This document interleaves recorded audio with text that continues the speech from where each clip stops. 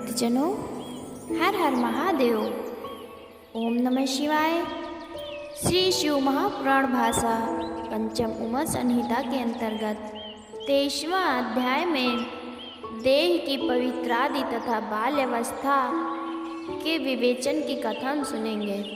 सनत कुमार जी कहते हैं, हे महामुनि व्यास जी, अब मैं शरीर की अपवित्रता और स्वभाव का महत्व कहता हूँ। ध्यान देकर सुनो। ये रजवीर से उत्पन्न हुआ शरीर महा अपवित्र है, जिसमें नित्य विष्ठा और मूत्र भरा रहता है। जैसे विष्ठा से पूर्ण भरा हुआ घड़ा पवित्र नहीं है, वैसे ही शुद्ध करने पर भी यह शरीर शुद्ध नहीं है। बहुत पवित्र पंचगव्य तथा हवि आदि से भी प्राप्त होकर क्षण मात्र में ही ये फिर अपवित्र हो जाता है। तब इससे अपवित्र दूसरा क्या होगा? कुशाव से इसे कितना भी सींचो, पर यह अंगारे के समान निर्मल नहीं हो सकता। इन देह के मल के स्रोतों से मल निकलकर हाथ को मिट्टी तथा जल से शुद्ध करते हैं, परंतु शरीर का अवयव हाथ अभी अपवित्र से अलग नहीं हो सकता है। जैसे स्वभावतः काली वस्तु कभी उपयोग से श्वेत नहीं हो सकती, वैसे ही इस शरीर को कितना भी धोएं, यह निर्मल नहीं हो सकता। इस पर भी संसार अपनी दुर्गंधि को सूंघकर, अपने मल को देखकर और नासिका को पीड़ा देकर भी वैराग्यवान नहीं होता। हाँ, मोह की यह महिमा तब भला जो मनुष्य अपने शरीर की दुर्गंधि से वैराग्यवान नहीं होता, तो उसे वैराग्य का उपदेश क्या दिया जाए? गंधलेपन से इसकी शुद्धि कहाँ है? गंगा जी के जल में इसे शुद्ध होना कहा है, परंतु क्या दुष्टात्मा तीर्थों के स्नान अथवा तपों से कभी शुद्ध हो सकता है? क्या तीर्थ में धोई हुई कुत्ते की पूंछ कभी शुद्ध हो सकती है, जो अंततः स्वभाव से ही दुष्ट है? ऐसे पुरुष चाहे अग्नि में ही क्यों न प्रवेश करे, उसे स्वर्ग अपवर्ग कदापि नहीं मिल सकता। चाहे देह भले ही भस्म हो जाए, वो जन्म भर गंगा जल से अथवा मृतिका या पर्वत से ही भली भांति स्नान करे, परंतु वो कदापि शुद्धता को प्राप्त नहीं कर सकता। उसे कभी भी श्रेष्ठ फल की प्राप्ति नहीं हो सकती। जो कहता है कि गंगा आदि तीर्थों में मत्स्य आदि रहते हैं, देवालयों में पक्षीगण निवास करते हैं, ऐसा जिनका भाव है, उस भावहीन को तीर्थ स्नान या दान से क्या? सब कार्यों में भाव की शुद्धता ही कही है। जब तक काम क्रोध लोभ की चिंता मन में व्याप्त है, तब तक शांति कहाँ? शांति तो एक भाव से प्राप्त होती है, तभी जीव शुद्ध होता है। यदि जीव इस प्रकार एकत्व भाव को प्राप्त हो और होम तथा स्तुति करता हुआ मरे, तो वो ज्ञान की प्राप्ति से शीघ्र ही यज्ञाधिकों के लोक को प्राप्त कर शुद्ध को पाता है। वैराग्य रूपी मृतिका और ज्ञान रूपी जल से अविद्या और राग रूपी विष्ठा मूत्र के लेपन से दुर्गंधि की शुद्धिता होती है, अन्यथा यह देह तो स्वभावतः अपवित्र है। केवल केले के समान चिकनी त्वचा मात्र और निहिसार है। जब इसके भोगों के भाव से शांत हो संसार का उल्लंघन करें, तब कहीं जीवन मुक्त होवे। अन्यथा मनुष्य का अज्ञान दोष ही तो उसे अनेक कर्मों के वश से अत्यंत कष्टदायक जन्म का दुख देता है। करोड़ों ग्रंथों ने जिस बात को कहा है, उसको मैं आधे श्लोक में ही कहता हूँ। मेरा ये है, ये मेरा नहीं है। यही दुख का मूल और सुख का कारण है, परंतु ममता सहित होकर संसार बंधन में बंधे हुए सैकड़ों और हजारों राजाओं को संसार से मुक्त प्राप्त होकर परलोक प्राप्त हुआ।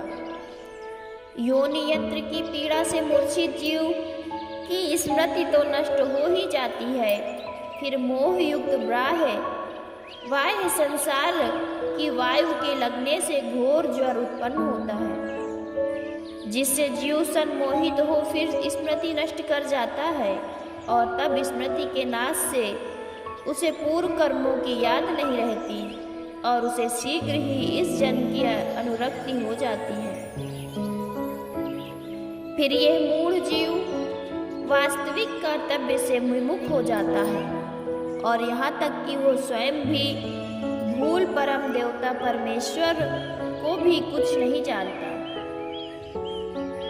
फिर तो यह जीव इतना संसारी हो जाता है कि कानों में रहते हुए भी अपने कल्याण को नहीं सुनता और देखने में समर्थ नेत्रों के रहते भी अपने कल्याण को नहीं देखता। इस प्रकार ये गर्भ में याद की हुई बातों को भूल लोभ में फंसकर अत्यंत कष्ट पाता है। बाल्यावस्था में इंद्रियों के रहते और इच्छा करते हुए भी कुछ करने और दुख के छूटने के लिए उपाय करने में समर्थ नहीं होता। दांत निकलने का कष्ट भोगता है और इसी प्रकार बाल ग्रहों से भी कितनी ही पीड़ाएं प्राप्त करता है। कहीं भूख से व्याकुल हो रो रो कर स्थित होता है और कभी कभी मोहादिकों से वही बालक विष्ठा और मूत्र आदि का भक्षण कर लेता है। फिर कुमार अवस्था में कानों की पीड़ा से कष्ट पाता और माता पिता के साधना अनुकूल हो अक्षरों का अभ्यास करने में अनेकों दुख पाता है। बाल अवस्था के भोग जिन्हें वो देखता हुआ भी नहीं पाता और उस मूर्ख बुद्धि वाले जीव को किंचित कल्याण नहीं मिलता। इंद्रियों की वृत्ति और कामादिक रोग तो उसे और ही पीड़ित करते हैं और युवा अवस्था में कभी भी सुख कहाँ। मोह से अनुरक्त युवा अवस्था में मनुष्य को ईर्ष्या से तो और ही दुख होता है, जैसे कीड़ों द्वारा काटे हुए वानर की खुजली के संताप की दशा होती है, वैसे ही स्त्रियों में आसक्त होने वाले की दशा होती है। और स्त्रियों में आसक्त होने वालों को तो सुख कदापि नहीं मिलता, किंतु पंचचूड़ा अप्सरा ने कहा है कि समस्त दोषों की पात्र स्त्रियां हैं, उनमें अधिक सुख कदापि नहीं है। विष्ठा और मूत्र के त्याग से जैसा सुख होता है वैसा ही सुख स्त्रियों में भी है, किंतु मूर्ख उल्टा ही समझते हैं। फिर बाल सफेद हो जाते हैं, सिर हिलने लगता है, शरीर शिथिल हो जाता है और सब इस प्रकार बुढ़ापा इसको जर्जर कर देता है। तब इस जर्जरित अवस्था को देखकर भी जो इस शरीर से अनुराग करे उससे बढ़कर मूर्ख कौन है, क्योंकि जराग्रस्त मनुष्य तो पुत्र भाई बंधु और कठोर भ्रातृयों से भी तिरस्कृत होता है। इस प्रकार बुढ़ापा अवस्थाग्रस्त हुए मनुष्य के लिए धर्म अर्थ काम और मोक्ष की साधना करना सर्वथा ही कठिन हो जाता है। अतएव युवा अवस्था में धर्म करना ही योग्य है। इस प्रकार शिव महापुराण 5वीं उमा संहिता के अंतर्गत 23वें अध्याय में देह की पवित्रादि तथा बाल अवस्था की विवेचना की कथा समाप्त होती है। 24वां अध्याय स्त्री स्वभाव वर्णन की कथा सुनेंगे। व्यास जी कहते हैं, मुनि पंचचूड़ा अप्सरा ने क्या कहा है, स्त्रियों के उस उत्सित अर्थ को मुझसे संक्षेप में वर्णन कीजिए। सनत कुमार जी कहते हैं, विप्र सुनो, मैं स्त्रियों के उस स्वभाव का वर्णन करता हूँ जिसके कि श्रवण मात्र से उस वैराग्य की उत्पत्ति होती है। हे मुनीश्वर, शुद्ध चित्त वाली स्त्रियां दोषों की मूल है। मोक्ष के इच्छुक को कदापि स्त्रियों में आसक्ति नहीं करनी चाहिए। इस संबंध में व्याभिचारिणी पंचचूड़ा और नारद का संवाद मैं तुमसे कहता हूँ।